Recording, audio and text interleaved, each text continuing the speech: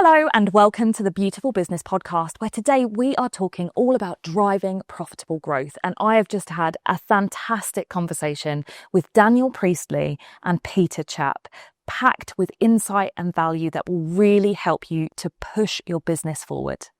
Enjoy. Welcome to the Beautiful Business Podcast from the Wow Company. If you're growing a UK business with a team of 8 to 80 people, you're in the right place. Every fortnight, we share honest conversations with brilliant business minds, exploring the realities of leadership, the challenges that come with growth, and the practical ideas that make a real difference. From purpose to profit, people to process, this is your space for fresh thinking and down-to-earth inspiration. Hello everyone and welcome to the first live Wow webinar of 2026. We are very excited to be here today and even more excited that we are partnered with SchoolWrap, which means that I'm joined by not one, but two incredible people to be talking about our driving profitable growth topic of the day. And I'm joined by the one and only Daniel Priestley, international speaker, best-selling author, entrepreneur, and the man that we know who has helped us to work on our lead gen, our positioning, and our demand within our businesses. And joining Daniel as well, we have our very own Mr. Peter Czapp, founder of the Wow Company, founder of BenchPress, and a leading agency expert on profitability. He works with agency owners day in, day out. And so today's discussion is going to be really honest, really open, and something that you can take away, not just more stress and more noise, but is something you can use to really drive that growth. I'm going to start off with a question I just love a bit of a headline answer to. If you can do it in one or two sentences, sorry, it's going to be a tricky one. So many agency owners fail at profitable growth. Why? The headline answer is growth is hard and it sucks profit. So when you're trying to grow, you're often taking the cash and throwing it into ways of growing. And a lot of the times it's kind of hard to, accelerate a car and have good fuel efficiency. And, often if your real focus is growth, it's very hard to be profitable at the same time. And if your real focus is profit, it's very hard to be growing at the same time. So, Peter? So you're right. It's not easy. And just to give you some context as to how particularly not easy it is right now. So we've been benchmarking agencies since 2012, as you know, and in a typical year, I guess we'll now refer to this as a good year, we'd expect between 70 and 80% of them to grow fee income. So roughly 4 out of 5. In the last 3 years, that's dropped to just 50 to 60%. So just over half are actually growing. And profitability has dropped as well. So as the tensions in the economy increase, client budgets are reducing, and those hitting that 50% profit benchmark, gross profit benchmark has dropped. It used to be 38% 3 years ago. It's now dropped to 24%. So growth is harder, profitability is harder. And so the message that it's hard is that would be true. The other thing why agencies, I think, particularly struggle with this is because right now, to break through, you need discipline and rigor and focus. And I don't know many people that set up their businesses, particularly agencies who are traditionally creative and innovative, that went in for more discipline, focus and rigor. But that's what's required right now. So before we can look at growth, I'd love to know what numbers really tell you whether a business is truly healthy and ready for growth or if they're just busy. So my favorite one is I have to go to the profit metrics and particularly the gross profit metrics. So when I look at a business, I look for that 50% gross profit and that 20% operating profit margin, particularly for agencies. Now, the reason why gross profit is so telling is because if it's too high, then you're likely to be really stretching your team and going to lead to burnout. Too low, and you really don't want to grow that business because you're growing on unprofitably foundation. So a really good place to be is around about 50%. Now, the caveat to all of this is you need to calculate it properly. And if you go and add a look at the BenchPress reports, to do a search for gross profit, you'll see the detailed formula and a video about how to calculate this properly. my favorite is, and I love those ones, my favorite is revenue per person, a measure that people think about how hard people are working or how productive people are being. So let's say you got 10 people and they do 1.5 million of revenue. It's like, 150,000 per person. If it was 2 million for 10 people, 200,000 per person, they must be working a lot harder to get to that number. And actually, What it tends to be is the amount of assets that are doing the work. So when a business has really high revenue per person, it normally means that they've got like a great YouTube channel that's helping bring in customers. And it normally means that they've got a really good lead generation farm, or it normally means that they've got a playbook that they just can repeat with clients very rapidly, and they can take what they've already done and then just repeat that in a different way with a new client. And it's the underlying assets of the business that they've figured out some playbooks, they've figured out some online digital assets that are really doing heavy lifting. And therefore, things are happening without lots of human involvement. So you end up with a higher and higher revenue per person. So one of the things that like that implies is that if you can invest into a few key digital assets, you get this higher revenue per person. And of course, with an agency, if you're doing higher revenue with fewer people, you end up with a bigger margin and you end up with profit. So I love for me personally, start with the back of a napkin. How many people are on your team? What's your revenue? It's kind of like that. It's a good little starting point. Is there a decision that's made by agency owners that you've noticed often is made through the gut, just a gut decision, which would be so much more powerful if it was backed by some sort of metrical data? Anything sort of spring to mind for either of you? Well, the simple answer is all of it, right? We should be making all decisions based on data. That would be a really smart thing to do. Right? What I've noticed is as businesses evolve, they get more sophisticated, they gather more data, they make better decisions. But the one that I think a lot of businesses, agencies in particular, have a blind spot over is conversion rates. They often tend to overestimate what their conversion rate is. And understanding that in detail, 3 different types of conversion rates, by the way, I think is really powerful. So the first conversion rate is from your leads to your conversations. So how many leads do you need to result in one conversation? And then how many conversations do you need to result in a proposal? And then how many proposals do you need to result in a client? Often people just measure this last one, proposal to clients, but there's a load of conversion rates that need to happen before you actually end up with a client. And understanding those 3 conversion rates will help you figure out, if you know your average client value, well, how many leads do I need to get, how many conversations to get, how many proposals to get, how many clients at this value to help me hit my objectives. It's so fun. What you're saying there is what we measure internal, which is laps, leads, appointments, presentations, and sales, or proposals and sales. So we've got a laps dashboard, very, very much the same. Have been more successful when we have less conversion on leads to sales, where we generate more leads, but we're fussier about who we take on as a client in certain businesses. So like, for example, when you have 30 leads and take on a customer, it can sometimes imply that you're just taking on a customer because they're there. And if you have 100 leads for one customer, provided those leads are coming in a cost-efficient way, it can mean that you're actually being very selective as to who you're taking on as a customer, that you're looking for the needle in the haystack. Sometimes lower conversion can be more profitable if you're really looking for a particular type of customer.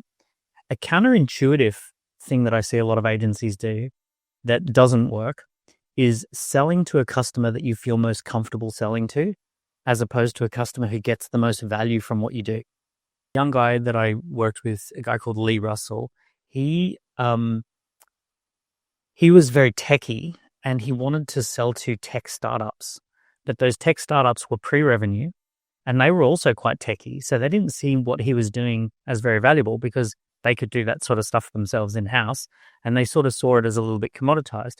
But when he went and sold the exact same thing to established accounting firms, law firms, between 2 and 20 million, they had revenue so they could spend. That wasn't their wheelhouse. It wasn't their thing that they were comfortable with. But the thing that was stopping him from doing that is he just didn't feel comfortable selling to that type of customer. He didn't know, he didn't have the natural chemistry with that type of customer. So he had to push himself out of his comfort zone to sell to the customer who had the right money to spend and who had the right need, as opposed to the customer that he felt most comfortable picking up the phone and talking to or having a meeting with. I see that all the time. Does that come down to a bit of trial and error over who you then go to? Or is there some sort of formula people can use to find their perfect line? There's a little bit of both. Essentially, are you doing something that this customer could not do for themselves? Like, are you actually adding real serious value because you're a complementary opposite to what they do? The other thing too is there kind of a sensible idea that this customer can monetize what you do? Like that they can very rapidly get a return on investment, because people pay for return on investment. So if you're selling to bigger customers, they're very happy spending 80 grand because they get the return on investment. So you're looking for a customer who goes, oh, it's really easy for me to monetize this or get a return on investment for this. And I just want to highlight something that you mentioned there about, kind of finding those clients with bigger budgets, better customers.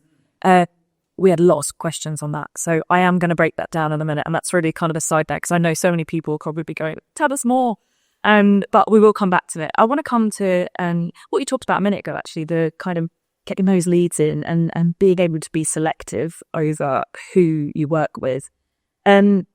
Tactically, how would an agency owner bring those leads in and find themselves, not to make too much of a pun here about the book, but find themselves oversubscribed? Like lead generation is probably one of the cornerstone skills for a great agency. One thing you want to try and avoid is being just another agency that is responding to a request for proposal. So if like a big company is putting out an RFP and 50 companies are just responding to the RFP, you are just going to be one of many companies that is all commoditized, price sensitive. Everyone kind of says the same things. They're all responding. They've all used ChatGPT to understand the RFP quickly and all that sort of stuff. So you all kind of sound the same. If you do something like speak at a conference and you're a speaker on a stage as an agency owner, then forget about the RFP process. People come to you because you're the speaker on the stage and they say, oh, can we work with you? Right? You bypass that whole process. If you launch something like an online assessment and people go on and fill in an online assessment and highlight a problem that they have and they realize that problem's bigger than they thought, forget that kind of, they just go straight to you because you helped them to diagnose the problem. So you've got to get a little bit creative about how are you going to avoid the traditional channels and kind of just, essentially be front runner without any competition. So tactically, my favorites are, by the way, probably my all-time favorite is the never-ending waiting list. So the never-ending waiting list is essentially that the official policy of your agency is that we have a waiting list. It's 1 to 3 months before you can work with us. The first thing you need to do is fill in a detailed application to join our waiting list.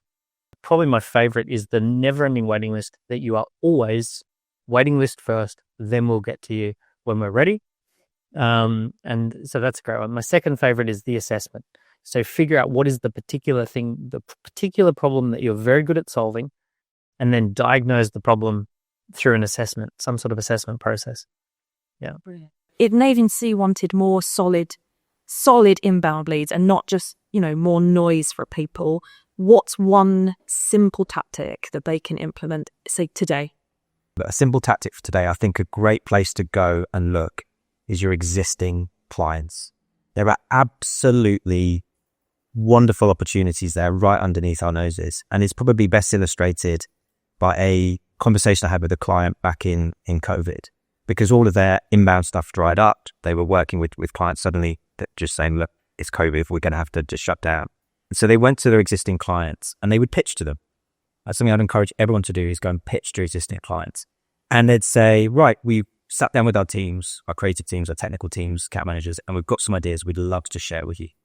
Now, the worst thing that happens from that conversation with the client is that the client knows everything that you can do for them. Everything. And by the way, if you're not doing that, then another agency is. If you're not pitching, then another agency is telling your client all the ways that they can help them.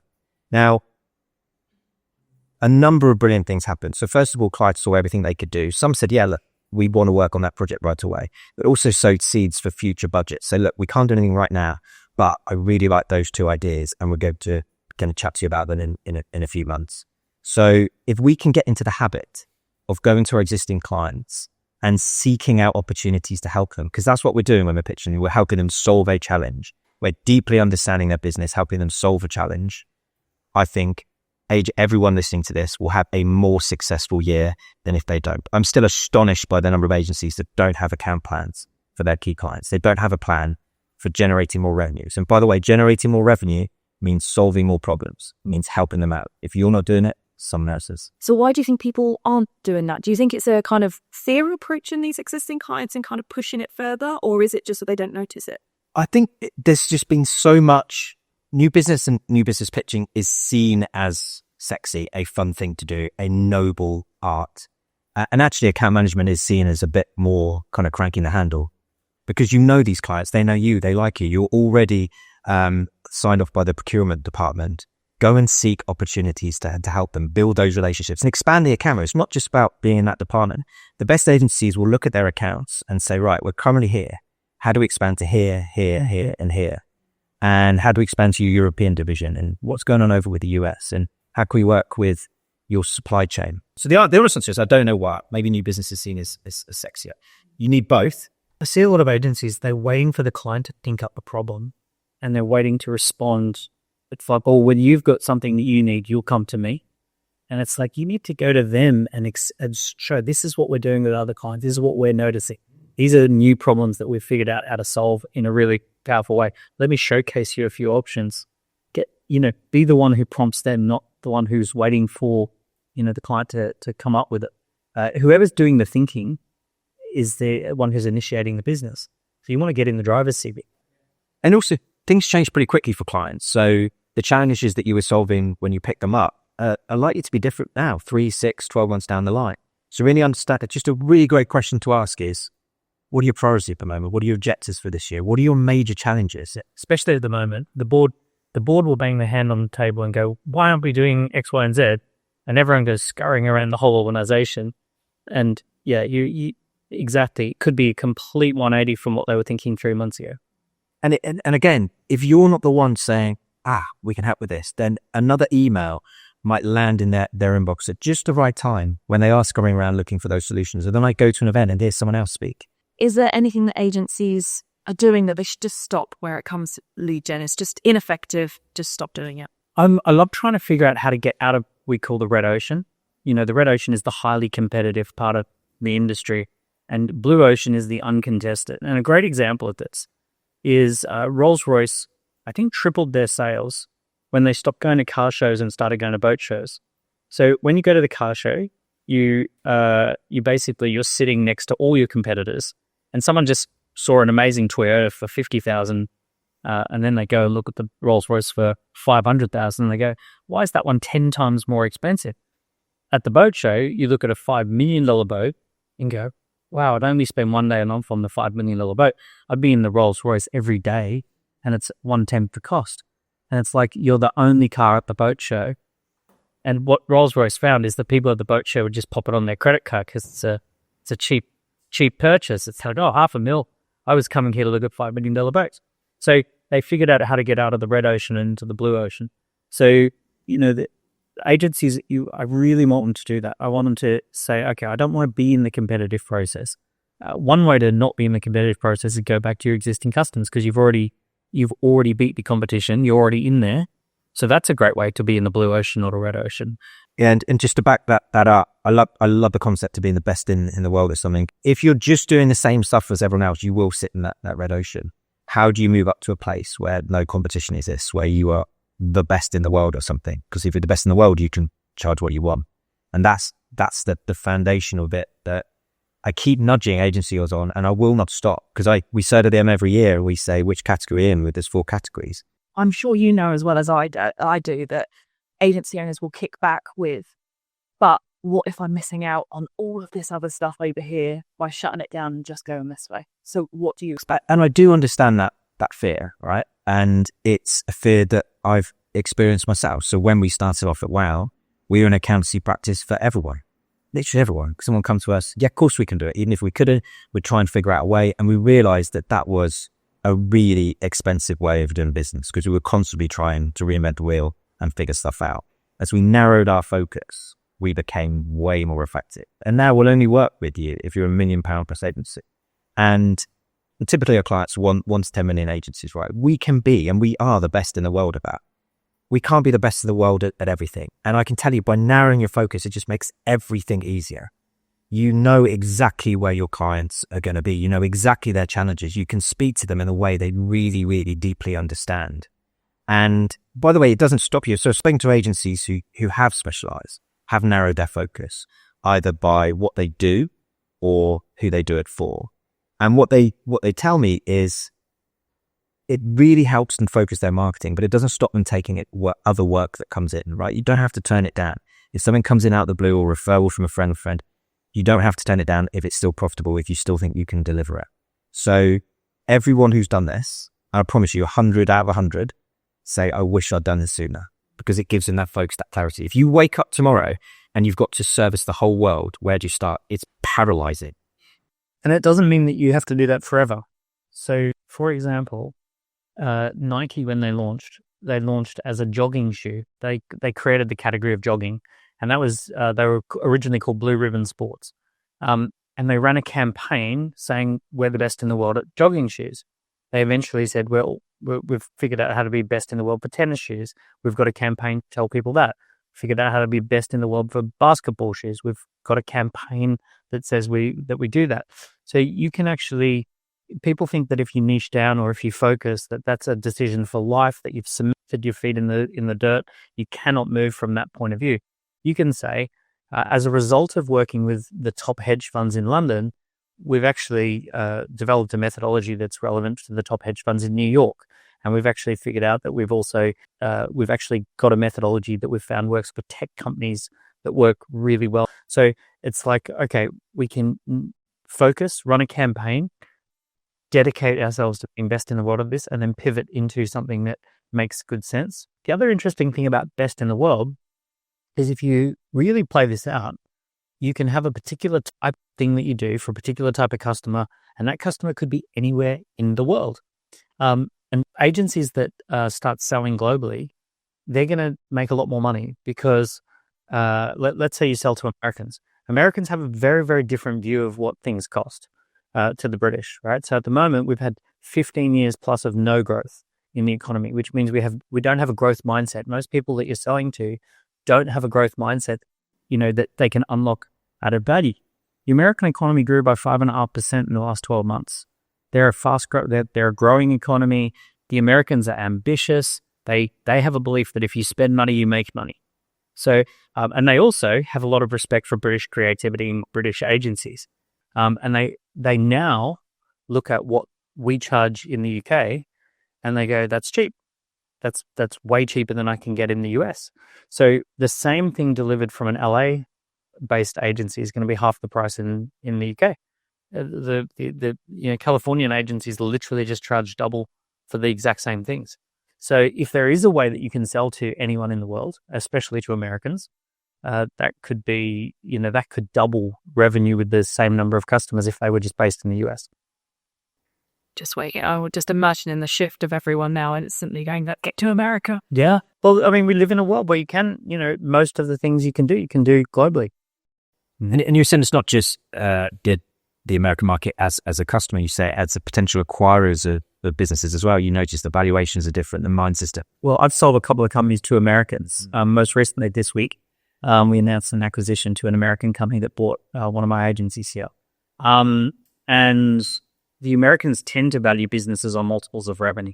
They will do a deal on an agency for a couple of times revenue, with 1 times revenue paid up front and the other 1 times revenue as like progress payments for smooth handover.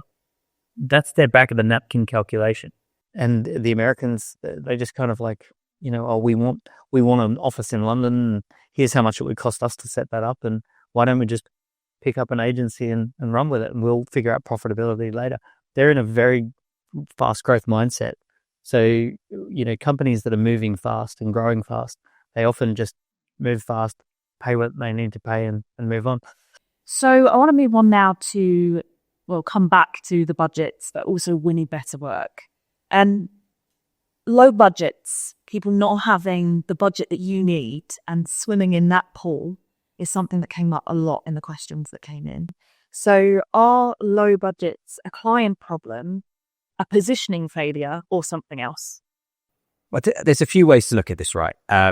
So I think broadly agencies have 2 choices when faced with clients with low budgets. You either make the best of that world or you shit. So a really good example of the kind of shifted.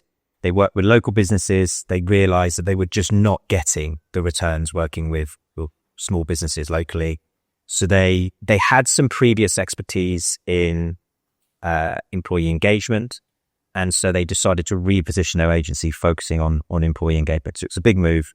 And they decided to focus on brands. They went from local businesses to employee engagement, big brands. within 6 months, they had started to gain traction, and they've never looked back, and they've left that well behind. And I think that's extremely brave, making that pivot. But sometimes you just need to look at what you have and go, well, that served us up to this point, but it's not going to take us to where we want to go. And we need to focus on something different. We need to make a leap. So that's one option. The other option is if you are in a world where your clients are struggling to pay what they previously paid, then it's on you to break down your offering and to give them something that is still profitable, but it's easy to buy. I think that's really crucial. So if they're not signing off £250,000 programs anymore, then what are the £30,000 to £50,000 projects that they can sign off a little easier? What are the key things that are going to get it past the finance director or the procurement department? And really deeply understanding what those buttons that you can push with a client is going to be really, really powerful for you. So chunking it down, recognizing the situation, and adapting, right? Because there's real power in that. And actually, you can create offerings that are even more profitable than before. So make a choice, either adapt what you're doing or change your market. I always ask the question, why is there no such thing as mouse-flavored cat food? Because cats would love mouse-flavored cat food. If the cat could design the flavor of the cat food, it would be mouse-flavored. They would love to have a little tin that you open up and there's a little dead mouse inside and you just give it to them, and that would be their dream. The reason this doesn't exist is because cat food companies have figured out that cats don't have credit cards. They don't go online and they don't go to shops and they don't buy anything. So even though they want it really, really badly, they don't have any budget for it, right? So who has budgets? Cat owners have budgets. What do they want to buy? Salmon-flavored cat food, pate-flavored cat food, roast chicken-flavored cat food, right? So all the things that the cat owner has. So the message here is you sell to the person who has the budget, right? And figure out what they want, and you're serving a customer who has budgets. I see a lot of agencies, they're like, but cats love mice-flavored cat food. Okay, but they don't have any credit cards. So, unfortunately, it's not going to be a business. Primarily, you're in business. So you're in business to sell to someone who has money to spend. You need to pick customers who have money to spend. They've got budgets. Now, you might have to land and expand with the customer, right? You might have to say, we're doing this 30 to 50 grand project because we know you've got bigger budgets.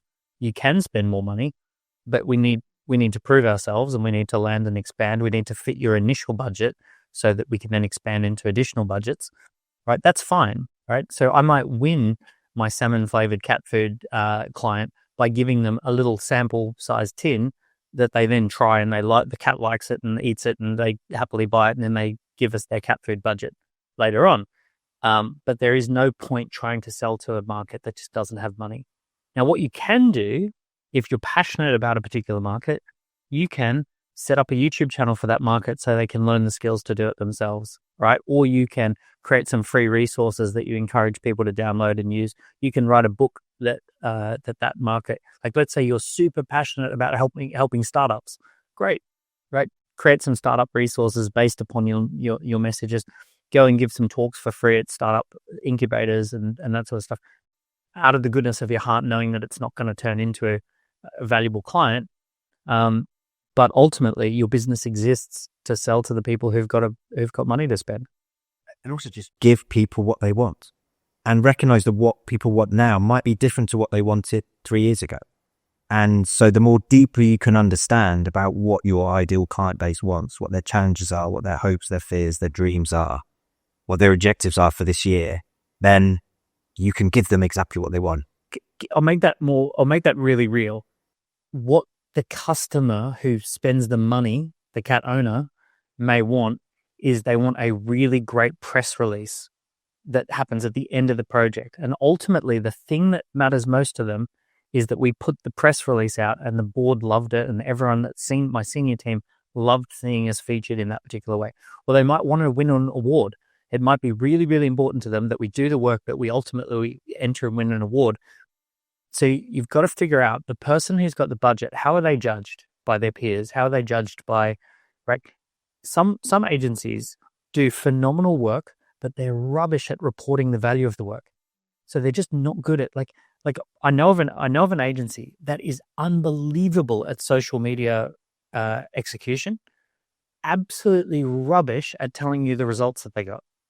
So they don't circulate a report that can then be circulated that gets total buy-in from the team, where everyone at a senior level goes, oh my goodness, we got 5 million views last month and we got this and it translated to this many leads and we can track it with UTMs and oh my goodness, it's all happening.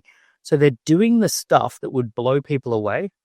They're failing to do half an hour of actually putting together the monthly report as to how well it did.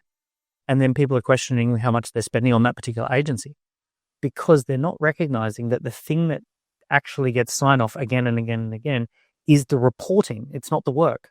The work's important, but the reporting is what the people see. So it's like you've got to figure out what is the magic moment that totally makes it work for the person who has the budget. And that is the cat-flavored cat food thing. People are sitting there going, but the cats love the mice-flavored thing. And it's like, yes, but the owner wants to see, the little salmon dish on the packet. Okay, great. I think you've been far too polite there. You said that some agencies were rubbish at this. And I think the vast majority genuinely a vast majority are rubbish at this. And we know from our research, only 15% actually track the ROI on projects. That's absolutely mad because right now that's what clients want to see. That's what people signing these things off want to see. They want to see what's the return on this investment. And if you can start with that, right, and it's not like a thing that you kind of figure out at the end, you go, right, what return would you want to see from this piece of work? And then figure out how you get that return and build it in and then say, look, we want to make sure that we build this as a case study. You track it throughout. You get buy-in from the client to track the return on that investment throughout. You're going to, like, even if you don't get that return, you will learn a whole lot about why you didn't get that return to make it better next time. So your service will improve. The results and the outcomes that we get will improve. And we've talked about this before. Clients buy outcomes. They don't buy deliverables. And we need to focus on those outcomes and we need to showcase the return that we're getting as a result of those outcomes. If we do that, you're going to win against every agency, the 85% who just say, oh, look, come and just trust us. It'll all be great. Well, no, I've got case studies. I can show you the return that I'm going to get you. And I know exactly at every stage in the process how I'm going to get you that return. That's the real power. I love this idea of reverse engineering the outcome. So, for example, I can think of an agency where the client, what they really, really, really wanted was to achieve a gold investors in people status. So they wanted, like, the agency wasn't at all working on that, right? They do all sorts of stuff in the recruitment process and all this sort of stuff. And they kind of bring all those materials to life and video. But the ultimate outcome is that we want to be a gold investors in people company, right? So we want to hit that standard and as an organization. If you're not reading, what are the entry criteria? What is the actual criteria for being a gold investors in people standard? If you're not figuring out, okay, if that's what the board want to pay for, how does my service hit these three major things that go towards being a gold investors in people company? And like, let me link, we're going to do this, which will get you closer to that goal. You're missing out on exactly why they're actually paying money for you, right? You're just thinking about your own needs. Oh, we do this. That's what we do, right? So it's like, no, I know what you're trying to achieve. Let me do everything humanly possible to get you there.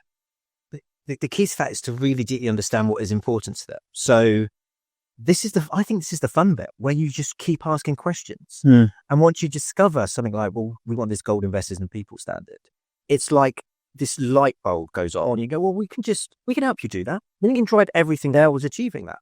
And I don't think agencies are asking enough questions. Or fun questions. Yeah. So a fun question is, if I could wave a magic wand and something wonderful would happen 6 months from now, what would you love me to wish for? Or one of my favorite questions is, I always ask the question, imagine a year from now where we're celebrating. We open up a bottle of champagne, we clink glasses and we say we did it. What would you love to be celebrating 12 months from now? So it's kind of like park the how to. What is the thing you want to celebrate in 12 months? And you could do that on a big scale like that, 12 months, the length of our relationship, this project. You can also do that in a meeting. If this meeting goes really well, what would you want to achieve by the end of it? Mm-hmm. Just on a little micro level. So just helping people think, oh, what do I want? What would be useful? Yeah. I love the idea of just expanding their thinking. And then you can explore. And the flip one too, especially with large corporate, is you can also ask the question, imagine 6 months from now, we're in serious trouble and the seniors, the higher ups and the seniors are furious. They've banged their hand on the table and they've said, this thing has been a total waste of time and money. What would have caused that to happen? Because then you're addressing their biggest fear. Yeah. And they're saying, oh, well, if we couldn't show ROI, if we didn't have a report that proved it, if we'd lost key team members as a result of it, right? So then they give you the list of the real things that they're freaking out at. Most corporates make decisions based on mitigating fears and risks as opposed to trying to achieve growth and targets. Although growth and targets are important, but normally because of the underlying fears and risks associated with not hitting them. So it's good to also ask kind of like, if we achieved a worst case scenario, what would that look like? And you can ask these questions of yourself as well. So I call this imagined hindsight. Well, no, hindsight is a wonderful thing, but it's kind of helpful to have it before. You don't have to go through the pain. And actually imagine yourself at the end of this year, and imagine that you have achieved everything you want to achieve as a business. What are you really, really glad that you did? And now imagine that you have failed. And what do you really wish you had done? And those two things, they might be the same thing, but if you really explore that and journal on it, you will have the answers to unlock whatever it is that you're trying to achieve in your business. And so when we're talking about these higher budget clients, another inundated with questions around this as well is, how do I speak to the right person? This is where I think a lot of people fall down, is actually like, how do I attract that CEO or that person that I need to really make this decision? There's lots of stunts around kind of supply chain and all the rest of it. Anyone who's in a position of power is by definition a massive bottleneck. So what it feels like to be in a position of power is that you're constantly letting people down. You're constantly having to say no to things that are pretty damn good things that you would otherwise want to be saying yes to. Your time is at a crazy premium. A 20-minute meeting is so much more attractive than a 1-hour meeting. Catching up for a chat is like vile. The idea that someone says, hey, I want to catch up for a chat with you, and or someone who reaches out to ask a question that they could have found on a website if they had have done 5 minutes worth of research makes you want to punch them in the face. Because what you don't realize is that the reason that I'm using that kind of emotive language is that any bottleneck position where you're making decisions and you're guiding something, that you're in a position of power, it's unbelievable stress. It's your diary's booked 2-3 months in advance. Everyone wants 15 minutes with you, right? You let someone down and it has cascading consequences. You say yes to something, that has cascading consequences. You have people around you whose job is to filter your time. A lot of people do not have any empathy for what that feels like. Agency owners who are not in that position of being a major bottleneck, they've got zero empathy. So they say disgusting things like, can we catch up for a chat? Could I understand a few things that I could have found on your website? Right? Those kind of things, total lack of empathy of what it's like to be a decision maker at a large company. The people who get through high degree of research, high degree of specific information, they come through and they just lay the cards out on the table in a way that respects time. That basically says, I noticed that you made an announcement last week on the company LinkedIn that this is a major priority. That's a very difficult project to achieve because of these 3 reasons right now. The way to achieve that is this. We've done this with 3 other customers. Would you like a conversation? I can brief you on how we did it in under 20 minutes. That's the kind of thing that gets cut through. If you want big budgets, anyone who's got big budgets, they're a bottleneck, right? So have the empathy for the fact they don't have available time to talk, to just chitty chat. being absolutely crystal clear on your ideal client profile, your ICP, and being really bold in sharing that with the world. So first of all, question for everyone listening to this, are you clear on your ideal client profile? And if you are, does every single piece of marketing you do talk to them, talk to their challenges, showcase your expertise, showcase the value that you add? Does your website, does every email you send out, every event, every piece of content? I think it's really important to be bold with a very clear statement on your website. Something like, we solve these challenges for these very specific clients by doing this very specific thing. or the alternative to that is, rather than we solve these challenges, we get this outcome with these clients by doing this thing. So we help improve customer retention for telecoms companies through amazing video. Something that just really clearly says this is what we do and we're brilliant at it. And then does everything that you do showcase that you really understand the telecoms industry, showcases the outcomes that you get, showcases how exactly you've improved customer retention, and with case studies with returns on investments attached to them. And if you have worked out your return on investment, don't stick it at the bottom. Put it at the top of your cred stack, put it at the top of your website, put it at the top of every case study. We help this client achieve this outcome, get these returns. So that helps you get cut through, right? And the clearer you are about your ideal client, then you can work out where they hang out. You can get yourself on stage. You can write content that they really, really want to get their hands on. And you can become that key person. So then they'll come to you, and you can also influence their influencers. So you can say, okay, this is my ideal customer, but I know that it's very hard to get in front of them, but I know that these 3 or 4 people report into them. So I'm going to make sure that these people know to tell their boss. And it feels like very much what you were just talking about is kind of a pre-worked, that being able to approach them and say, this is exactly what you were saying, this is how we can help, and being really quick with that. Brilliant. Okay, I'm going to move us on just to talk about that kind of profitability side of things now. So Peter, I want to come to you with this one. What is one small financial habit that drives profitable growth and creates a big impact over time? I love it when people make the switch from being reactive with profit to being highly intentional. So when you're reactive, profit is just a thing that just comes at the end of the day. So we'll do our work and peer over our accounts and have we made money and keep our fingers crossed. Whereas actually when you're intentional about it, and that is a mindset shift, you can start with profit first. So you can say, well, how much profit do we want to make this year? And then you can build up from that and figure out, well, how many clients do we need? Or what budget, what costs are we going to have to maintain within in order to hit that level of profit? But profit first and be intentional about it. And then look at where you're making money and where you're losing money.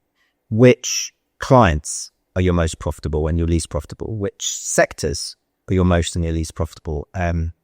Which services that you offer, perhaps even which individual people within your team are your most and least profitable. Now, the thing with this data is once you see it, you can't unsee it, right?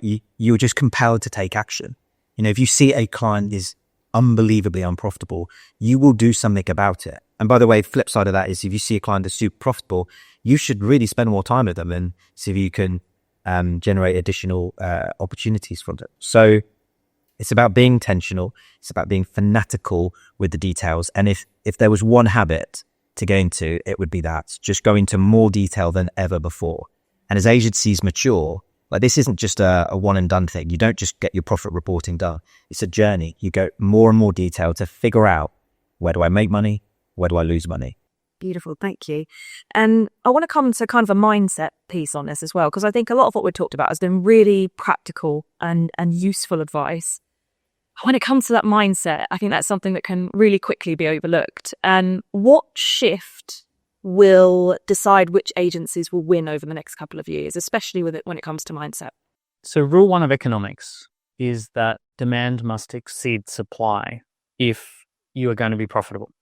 So day 1 of every economics course is they show you this picture of a bunch of bananas and they say, if you've got 10 bananas and 100 people want bananas, you're going to make money selling bananas. And if you've got 100 bananas and only 10 people want bananas, you're going to lose money with your banana business. And that's day 1 of economics. And they explain that profit is an unnatural consequence of demand exceeding supply. And that when markets hit equilibriums, then you make wages. And that you just make a normal wage and you're in an equilibrium position of making wages. If supply exceeds demand, you make losses. So economists explain it very simply. Demand exceeds supply, profit. Demand and supply, equilibrium, wages. Supply exceeds demand, you'll make losses. So the mindset is that it's natural, if I want to be profitable, to have waiting lists. It's natural to let people down. It's natural to have to tell people no. Because demand exceeds supply. What I find is that a lot of agencies are people pleasers and they love the idea of hitting equilibrium. They love the idea of having just the right amount of clients and got just the right amount of supply, and they can just look after people, and they fall into the trap of just being a comfortable little agency that makes payroll. What it feels like to be an agency that's making profit is often we have way too much demand. We can't get to you in the next month. We have a waiting list. We're very picky as to who we take on as clients. We have, we speak at the conference and there's 1,000 people in the audience and there's only 30 clients we can take on in the next 6 months. They're very clear that, their job as an agency owner is to put themselves in a position where demand will outstrip supply consistently. And that means, unfortunately, it means that you'll be a little bit picky. It means that you'll have with or without you energy. We're going to be fine with or without you. If you have to go somewhere else, you have to go somewhere else. But this is our price and this is how we do things. So you're trying to get into that weird position that feels uncomfortable for a lot of agencies. And if you want to get to a situation where demand does outstrip supply, you're going to need to focus only on what you can control. So I talked about this before, the three circles. So the circle of concern, which is massive. It's bigger than this. Because it is everything. It's everything that we're concerned about. Then there's a circle of influence. So those things that you can influence, but you can't directly control. So you can influence the number of inbound leads you get, but you can't completely control it. You can influence your conversion rate. It can't control it. It can influence your average client value and so on. But you can't completely control it. So what is within our control? So what's within our control is the number of our activity, the habits that we get into every single moment of every single day. That's within our control. Yeah. And focusing on the habits that will get you the results that will give you a chance to increase demand, I think is the key. So if ever anyone is feeling overwhelmed about where to start, or is in a funk, just write down what you can control. How can you build momentum? What can you do today? What can you do today that is in your control, that will lead you to a better place tomorrow, lead you to a better place next week, next month, and so on. So it's just focusing right down. What can I control? And you just watch. The stress disappears, then we'll focus, calm, and then you can attack. Okay, I don't know how I feel about talking about AI, but I feel like I can't miss it out. So I've got a question for you both on this. Where does AI fit into our topic today, driving profitable growth within the next year or so? Again, another one where we had loads and loads of questions about this. And in particular, one that I am going to draw on, someone said, do we need to shift away from the traditional idea that headcount equals success? Which I thought was a lovely thing to discuss. So let's talk about AI a little bit. And Peter, let's start with you. So I've got some stats on this. So we surveyed last year in BenchPress, looked at AI usage amongst agencies. We've taken that up a notch this year. And I can tell you that the agencies that are using AI are absolutely driving profitability and efficiency. They're doing things faster than ever before. But there is an alternative side to that call, which is 40% of agencies are reporting that clients have brought work in-house in the last 12 months. And a third are saying that clients are expecting more for less. So there's a double side to this coin. On the one hand, we can be more efficient using AI. On the other hand, clients wanting more for less, bring work in-house. And I think we're going to reach an equilibrium. On the one hand, we'll gain, on the other hand, we'll lose. But what we are seeing, those that are getting ahead of the curve and adopting it across their businesses are getting better results. We saw that with research last year. We're seeing that again this year. So if you're using AI across your business, you are getting a first mover advantage. Now, in terms of what agencies can do, there's a piece of thinking that I think is really, really important, fundamental. So for the clients that you serve or might serve over the next few years, I just want you to just fast forward to 3 years' time and think very carefully about what they will want to buy in 3 years and actually what they will not want to buy from you in 3 years, because there will be some commoditized things that people listening to this are doing right now that their clients will not want to buy from them in 3 years' time because they will have insourced it. AI would have taken care of it. But equally, there will be some things at the top that clients will be desperate to buy from them, that will really need assistance with, that will perceive as incredibly high value. And it's moving towards those services and adjusting our offering accordingly that I think is the move that agencies need to think about right now. I spoke to one the other day, video production agency. He said, look, my world is being turned upside down. We don't need actors. We don't need cameras anymore to create videos. And what he is doing is completely reimagining his business for the future. And it's that thinking that we need to do. Every business on the whole planet is being tipped on its head by AI. Like, this is the biggest change that's ever happened. It changes the labor market. It changes the nature of business. Like, this isn't just agencies. This is everything. Everything is being transformed by this. If we fast forward just a couple of years from now, there will be wildly profitable agencies and fast growth agencies. They're not going to be the ones that ignored AI. They're not going to be the ones that said, oh, we'll just wait and see what happens with AI. They'll be the ones that really sat down and thought about, how do we use AI to generate more demand? How do we use AI to get outcomes faster? How do we use AI to do something that's really special that we could never do before? So that there's no question. The idea of headcount, essentially, AI offers you free employees, and also it offers you free upgrades for the employees that you've got.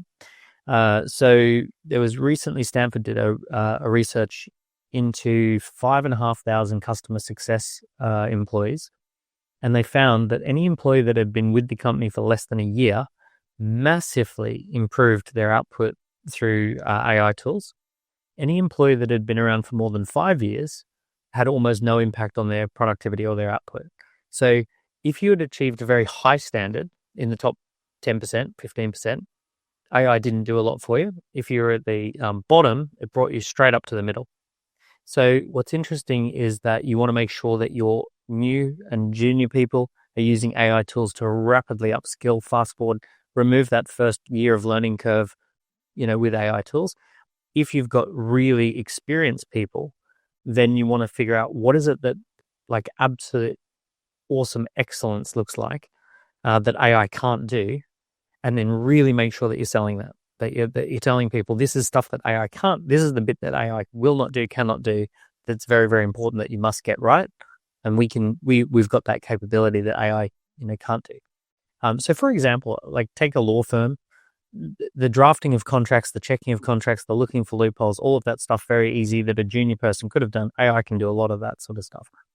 The sitting down with clients at a table and bringing a negotiation together and actually being around a table, negotiating a price, negotiating terms, having those conversations, very difficult for AI to do that. So a law firm that specializes in the human part of doing the deal is going to and if they make sure they emphasize that's their focus, they're going to do very well because they've identified the valuable bit. Excellent. So I'm actually going to move on now to some of the direct questions that came in. So I'm probably going to butcher some names here and some agency names, but we're going to go for it anyway. So Andrea from Play B, a nice easy one to start with, said how to avoid the pitch process because they are often purely based on pricing. Now, I find that all really interesting because even earlier you mentioned like pitch to your existing clients. Is there a way to avoid pitching or should we just be looking at how we can position the pitch? So in that phrase, pitch existing clients, I was actually talking about sharing ideas from the existing clients. And for some types of clients, pitching, unfortunately, is unavoidable. How do you turn the odds in your favor with pitches? So when you are presented with an opportunity, I think it's really important that we ask some questions like, okay, who's involved in this pitch process? How many people are you inviting? What criteria are you using to decide? What's your budget? Who are the key decision makers? How will you make your decision? Is there an incumbent? And almost you can score it. You can ask questions and give yourself a score as to figure out whether you want to engage in this process or not, whether that's a pitch process or whether it's a tendering process. Ultimately, we need to do what you've been talking about for years, which is to get to a place where people are coming to you, where you are seen as the expert and they are asking you to help solve that problem. And they might go out and get a cursory other quote, but essentially it's yours to lose. That is ultimately what we're trying to do. If you keep finding yourself in pitch situations, the odds are stacked against you. Even if you find a way using the scoring system to move the odds up a level, it's still nowhere near the same as being the best in the world of something and having people come to you. So have a think about how you can create the situation where demand does outstrip your supply and people are coming to you. But I do acknowledge that if you want to win big accounts, you have to sometimes you will have to go through pitching and you will have to go through procurement. Two ways to get in control of that is like very tactically. One thing that I see a lot of really great growing businesses do is hosting a monthly Zoom call where they are actually in control of inviting people onto the Zoom presentation. And they invite people on, they do a presentation, they present something that's going on, something that's happening, some case studies, some data, some research. And now let's say they've got 40, 50 people on the Zoom call, they're creating their own market.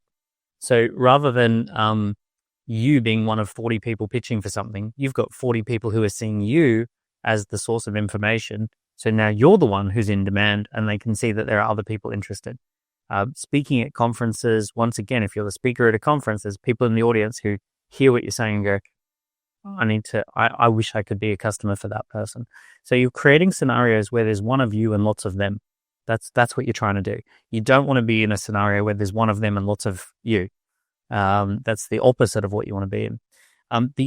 If it really does come down to a pitch process, and that's the only way that you're going to win these big ones, my recommendation is to be really ballsy and go for big clients that normally don't work with little agencies, and where the bigger agencies are the ones that are pitching against each other.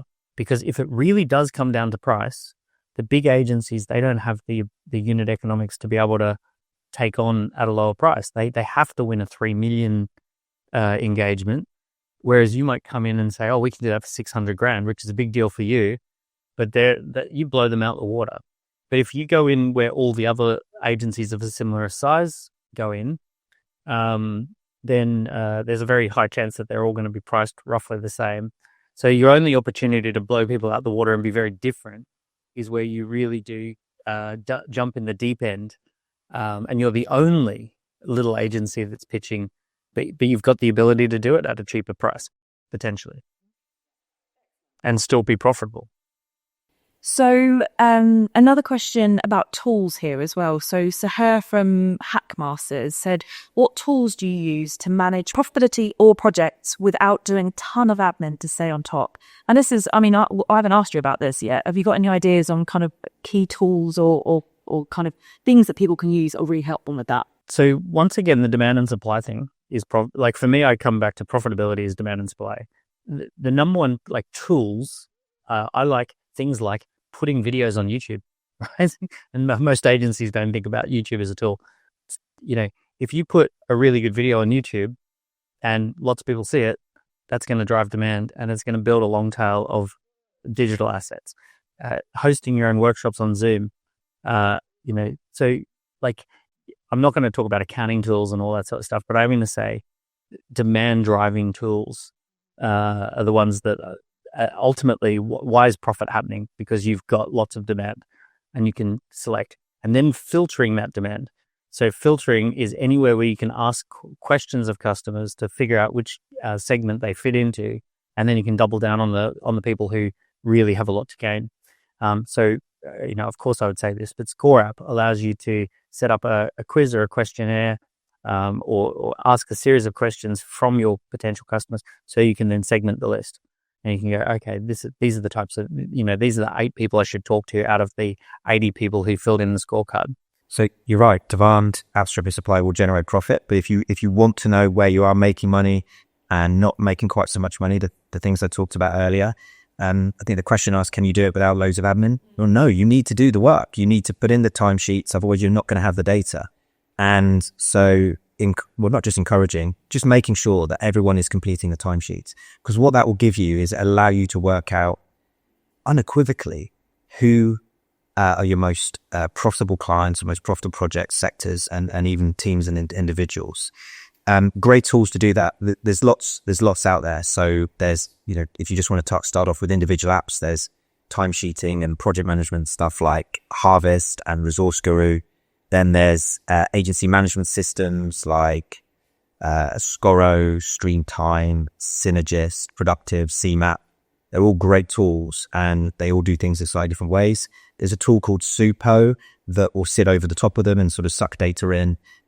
But you need to use something, right? And you need to put the data in to give you the intel. Once you have that intel, it's unbelievably powerful. So I think our jobs, so I was chatting to an agency owner, one of our clients, and he was telling me about how he had a big client that, and these are the exact words he used, keeping the lights on. Thank goodness we got this big client keeping the lights on. So we did some analysis with their business, and we discovered that actually that client was hugely unprofitable, and it was slowly dimming the lights in his business. And once we showed that to him, so it doesn't matter about the revenue. It's about the profitability. It's costing you money to service this client.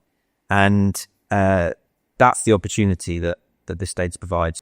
I think you've unknowingly moved on to the next question to talk about revenue and profitability. And actually, I've said I'm going to reword it slightly just to make it more about profit. So AJ from Fortune 369 said, if your only goal was to reach, I mean, AJ said 100K revenue, but let's just insert any number there that's relevant to anyone watching.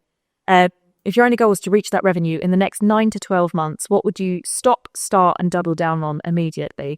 And the one thing that I just want to add in is if you wanted to reach that revenue profitably in the next 9 to 12 months, what would you start, stop and double down on? So honestly, in the end, it sounds like just starting out, right, at first 100 grand of revenue.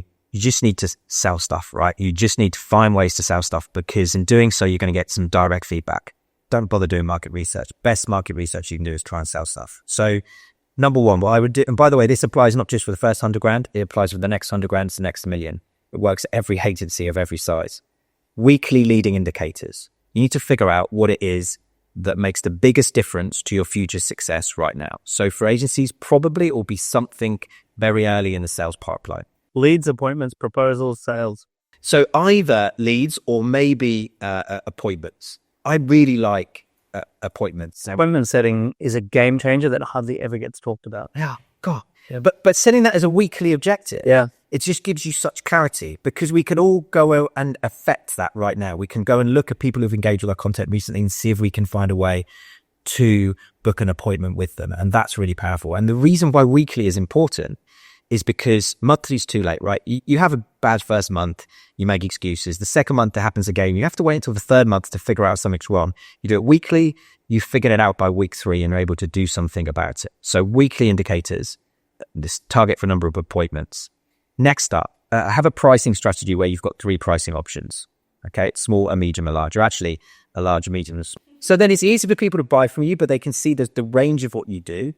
And then thirdly, find some way to build in some recurring income, so that this isn't just throwing tissues on fires and it rolls up and then dies down. That initial interaction ideally leads to recurring revenue, because that can build and build and build. You do that and you're going to have a great year. Weekly leading indicators, 3 pricing options, find a way to build in recurring or repeat income, and ideally sub it in as part of the initial engagement. Super powerful. And then to sort of lock it in, see if you can build the founder's brand as a key person of influence. See if you can get a bit of a founder brand going, halo effect around the founder. If you are, once you've got your leads and appointments and presentations and sales flowing, if you can be perceived as thought leader, industry expert, speaker, podcast guest, author, any of those things, you almost lock in long-term the ability to have a steady stream of profitable business. I don't know if you guys are sneakily looking at these questions, so that leads me on to one of the other ones that came in. So Babette from Projected By just said, do you believe an agency owner should become a key person of influence? Babette said, my clients are architects and I feel like they don't like to be told what to do. But that's a really interesting point. So you think, yes, become a key person of influence? Yeah, I would really challenge that they don't like to be told what to do. They don't like to be told what to do in some circumstances, but architects go along to conferences and listen to people on stages and get told what to do. And they listen to podcasts and the person who is there tells them what to do.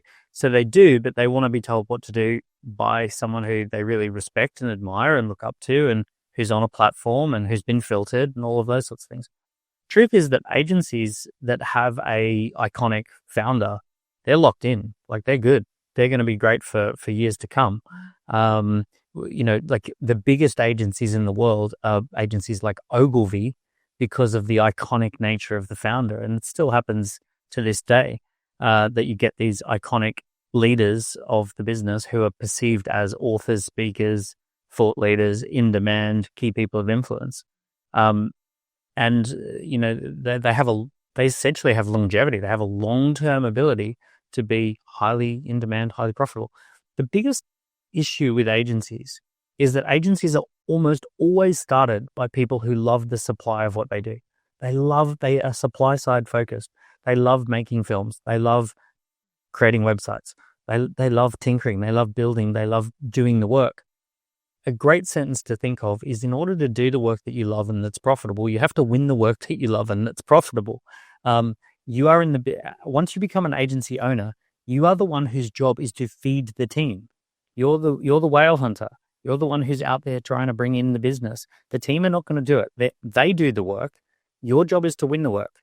So ultimately, if you just want to sit there with the team, tinkering away on the work, you're not going to be a profitable agency. The agency founder's job is whale hunting, getting out there and winning work. And in order to do that, you need to be perceived as someone who can do that. So just go back to the architect's example. If you can be the person that is famous for growing architects' practices, they will come to you and they will love for you to tell them what to do. They'll pay you to be the speaker at the conference. Yeah. Suzanne from Sequel Group asked, we need to increase profitability on core services that are budget sensitive and considered transactional services by clients. Any advice on how we can improve? That's hard because the key phrase there is if they're considered transactional services by clients. And if they're considered transactional services by clients, then they're only going to pay transactional fees.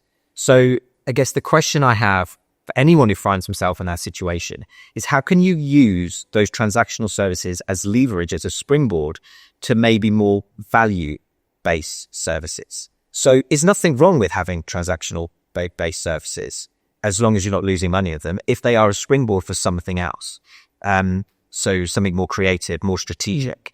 And so what is it the clients that you're working with right now would pay a premium price for that would allow you to make premium profits, accepting that, you know what, we're not going to make them from this particular group of services. And that's fine. That's okay, as long as it's a springboard for something else. Yeah, in the shops, they always have the lost leader. They say, oh, the pint of milk is cheap, but you've got to walk past all the expensive stuff in order to get to the pint of milk. And it's like, and it's going to be sitting next to all of those French cheeses, right? And it's like, okay, we know we're going to lose a few pennies on the pint of milk, but you're going to pick up one of those nice bries. Fighting in commoditized markets for its own sake is a race to the bottom, right? We know that. And, you know, the only way that you win that game is to be ruthless.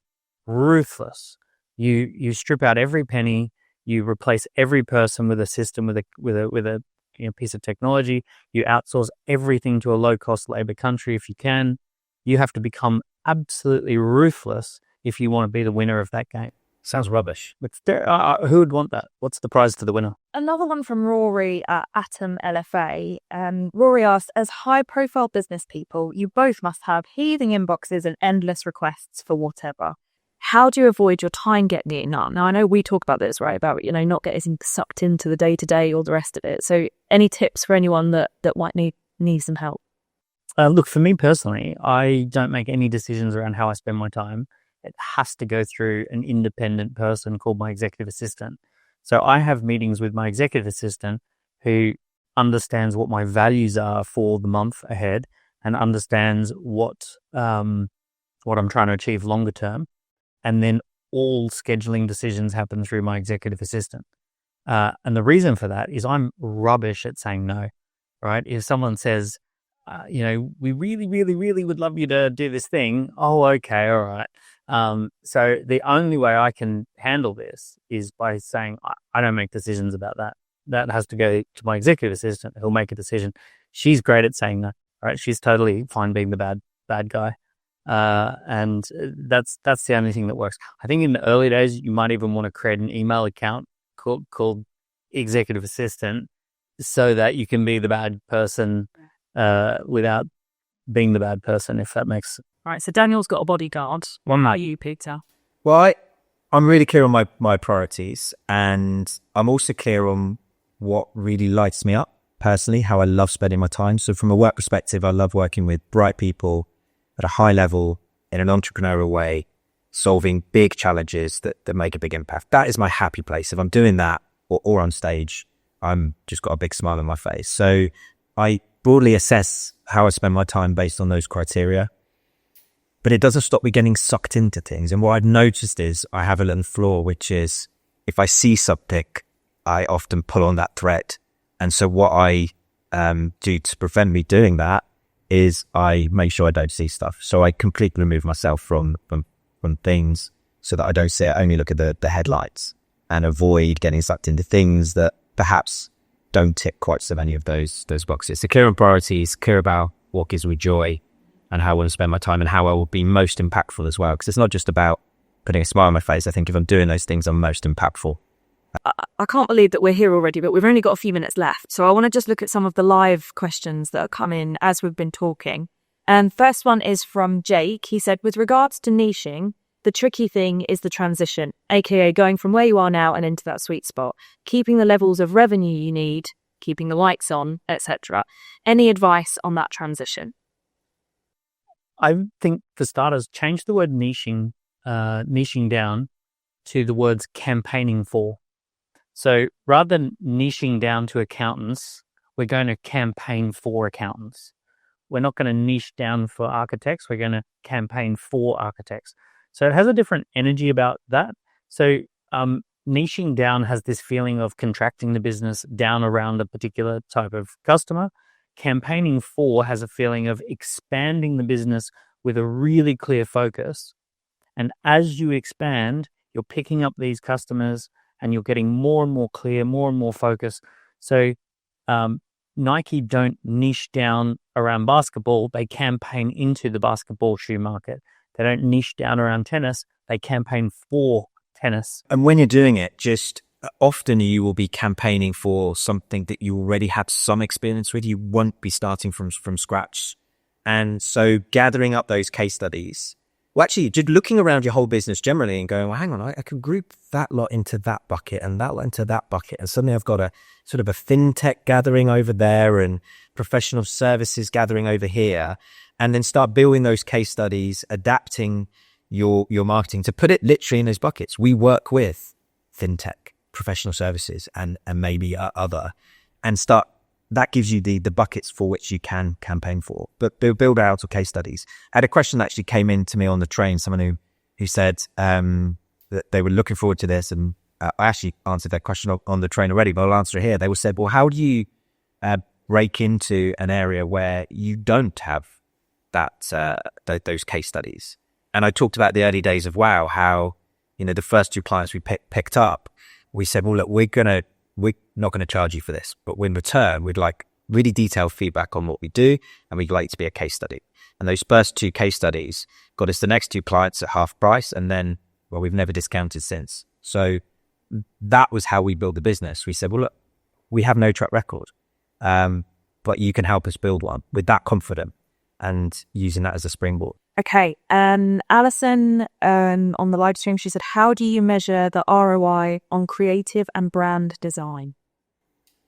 So I honestly think when someone comes to you and say, I would like a new website, I'd like a new brand, the next question you should ask is why?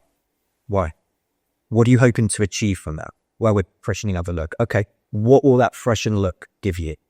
What would you want to achieve from it? Going back to your question, what would success look like? This new brand, new design, new thing that you are doing, asking us to be creative for, was wildly successful. What would be some of the outcomes? So it's in the quality of the questions when we get asked to do something creative that we really unearth what's really driving that decision. And that's when, the deeper you go, you get to the ROI. So what you're really looking for isn't just a refresh. It's actually, you're looking to use this to drive growth or to break into this sector or to improve your employee retention or to get new recruits.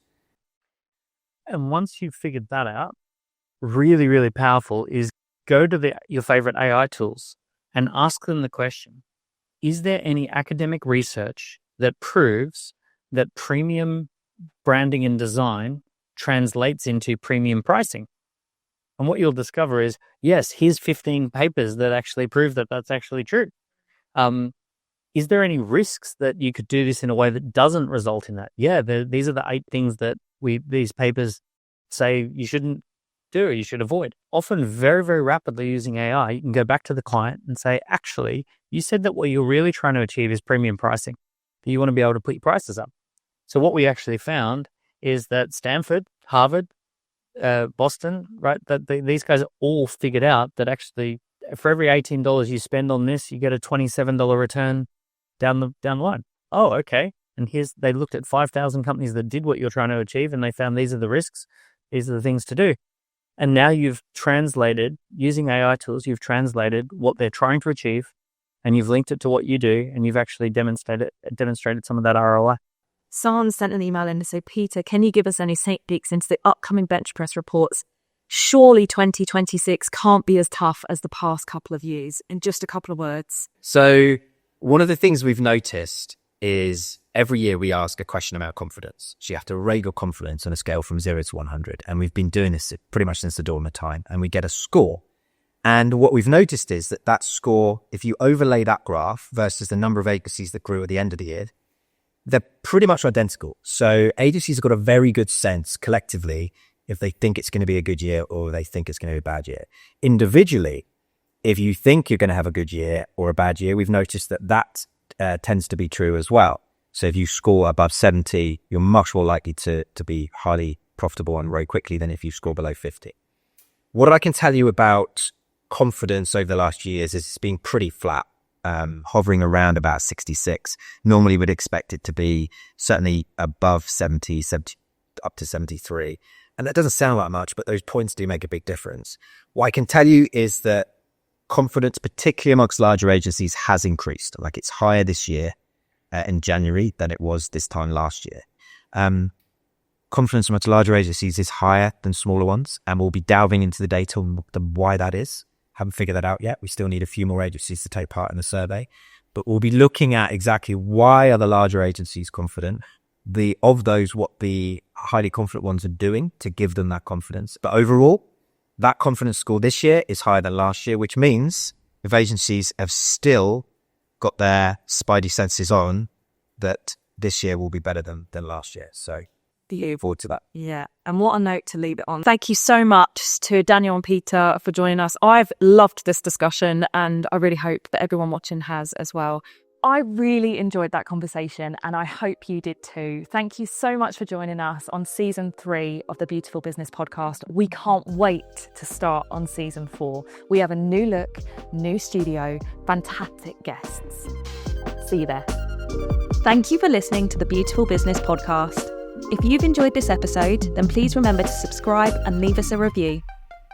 For more advice and practical tips on what it's really like to build a beautiful business, visit our content hub at wowco.uk/hub